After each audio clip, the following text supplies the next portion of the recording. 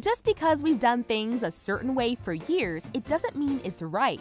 We all know the term work smarter, not harder, and that is definitely the case with simple things like untying a knot, enjoying some ice cream, and even cooking. We have been conditioned to follow the same routine because it's guaranteed to work. But what if there was another way of doing things and living life? What if we, as a society, have misunderstood how certain things work? Thanks to the wide reaches of the internet and social media, those who have discovered the easier way to do things have been able to spread the word. This means that in the next 10 to 20 years, the way society will live will be much different than the way we live now. But in order to change, we need to know exactly what we've been doing wrong. If you're not subscribed to The Hub, then maybe you've been using your online video streaming wrong. You can change all of that by moving your clicker over to that subscribe button, and you'll receive an update every time The Hub posts a new video. Untying a knot. While it's not ideal, we use plastic bags for so many things like carrying groceries, trash bags, etc. Plastic is harmful to the environment, plus if the handles get into a knot, it's a headache to untie. But if the knots were such a pain, why tie the handles in the first place? Sometimes the handles aren't strong enough to be held on their own, so tying the knot creates an extra layer of support. In fact, there are so many things in our lives that is a headache if it gets knotted up. But before you throw it away, there is a way to untie that knot. All you need to do is twist one end enough to where it gets hard, and then you can push through the loop. Try it. This has been tested and it works even with the tightest of knots. It may take some extra pushing, but success is on the horizon. Squatting versus sitting. The toilet was invented in 1596 by Sir John Harrington when he came up with a valve system that released water from the water closet when pulled. Then, in 1775, Alexander Cumming was granted the first patent for the flush toilet. But it wouldn't be until the 1800s when Thomas Crapper invented the first successful line of toilets. This changed the way that we use the bathroom forever, and we've been sitting ever since. But recently, scientists and society has noticed that there have been a lot of bathroom-related issues like constipation and such that is caused because of the way we sit. Sitting chokes the rectum, so to speak, because of the 90-degree angle of our legs.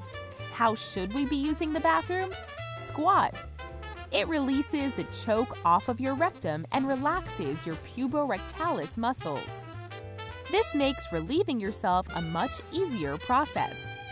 That is probably why recent inventions like the squatty potty have been doing so well, since you can't really squat on your toilet without losing your balance and hurting yourself. Opening a jar. Opening a jar can go one of two ways. It could be easy and you don't have to deal with any drama, or the lid could feel like it's been super glued to the jar and you're pulling, straining, and having a hard time. There is a whole market dedicated to helping people open jars, but you don't need to spend a dime on rubber circles or special gloves. All you need is some duct tape, which is cheap. Just tear off about a 1-foot piece of duct tape and wrap it around the edge of the lid, and be sure to put about an inch of the duct tape on top of the lid so it stays. Then, fold the remaining duct tape in half to create a sturdy handle. Hold the jar in place and pull the duct tape. The lid should turn and pop open easily. It's a genius hack by a really smart engineer. Making a sandwich. We know what you're thinking. Making a sandwich is simple, right? All you have to do is get some bread and put all your stuff on it, like the meat, cheese, veggies, condiments, and such. But making a sandwich in the traditional sense usually results in bites that are full of bread and none of the yummy stuff you put in. Never before have we considered that there's a better way. But with a few simple recalculations, you can change your sandwich eating experience for the better. What you will need to do is cut 2 slices of meat in half and then place the slices on the bread with the cut slices lining up with the crust. This way, every bite you take will have your turkey, ham, bologna, whatever meat fancies your taste buds. This also evens out all the flavors you have placed in your sandwich and reduces the risk of having a bland experience. Breathing. Breathing is the very essence of our existence. It is what keeps us alive and makes us function. Without breathing, we can't bring in the oxygen and it can cause severe damage to our brain and body. Luckily, most of us have the ability to breathe automatically, but just because it is our body's natural instinct to breathe, it doesn't mean that we are doing it right.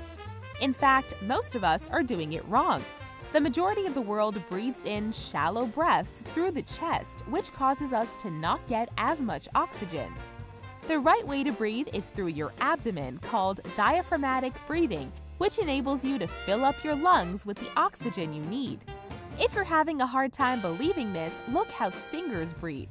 They take in a bunch of air so that they can project their sound and support their voice. Serving ice cream. If you're looking to control your portions and prevent yourself from having extra ice cream in your freezer, grabbing a pint instead of a gallon is a good step. However, if there's more than one person that wants ice cream, then that pint may seem measly. Not only that, but trying to use an ice cream scooper with a pint can be a tad complicated. But if you have a party of 4, you can still give your guests a tasty treat. All you need is a knife. You can cut out slices from the pint and then remove the lining around it. If you're going to throw away the empty cup after you're done, then why not slice things up a bit? It also creates little neat and round slices. So if you wanted to make an ice cream sandwich with a cake or cookie, you don't have to worry about squishing the scooped ice cream. Praising children. Of course, babies are smart, and if you're a parent, you know that your kid is one of the smartest kids you've ever met, and you want them to know that. Believe it or not, there is a better way to praise kids than what we've been traditionally raised to believe. According to a study at Stanford University, kids from ages 1 to 3 perform better when their efforts are praised rather than their talent. If this confused you, take for example what is said if a kid shows you some drawings. You might be inclined to say, "Wow, you're so good at art." That is praising the ability. But according to Stanford, it is more effective to say, "Wow, you did such a great job at these drawings."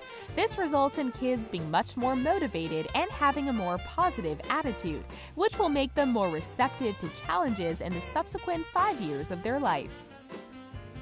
Peeling a banana.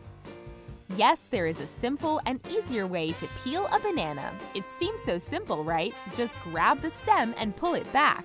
Well, most of us who enjoy this fruit know that it's not that easy to efficiently peel a banana using this method.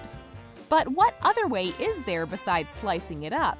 Peel the banana from the bottom. Take your index finger and thumb and grab that little nub at the end.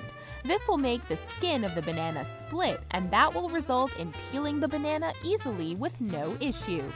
Plus, you can use the stem like a handle. The bottom of the banana has the least amount of resistance, thus peeling from that point makes more sense than peeling from the stem, which has the most resistance. Rumor has it that monkeys seem to prefer this method as well. Well, that method, or splitting them from the middle for not-so-ripe bananas. Boiling over. Have you ever cooked pasta and found that the water kept boiling over? This is a pain because you can't walk away from your boiling pot. Putting a lid on the pot doesn't work because it makes the starch molecules heat up quicker, so keeping the lid off helps the heat escape. But that isn't always the problem solver. Luckily, there is a simple way to combat this, and it's based on an old wives' tale. All you need to do is place a wooden spoon across your pot. How does this work? Well, the foam from the starchy water is thermodynamically unstable, which means that it won't take much to make the bubbles pop. When they pop, the liquid collapses. Granted, if you have your pot boiling at the highest heat, then the wooden spoon may not be as effective, but use your best judgment and give this trick a try. Washing your hands. Washing your hands is a simple concept that we were taught at home, school, work, pretty much all aspects of our lives. We were taught to get the soap, rub our hands together for 20 seconds, and rinse.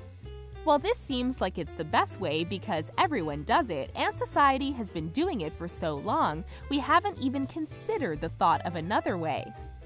However, the World Health Organization recently came up with a 6-step method, and the Glasgow Caledonian University in Scotland found it was much more efficient than the 3-step method we know so well.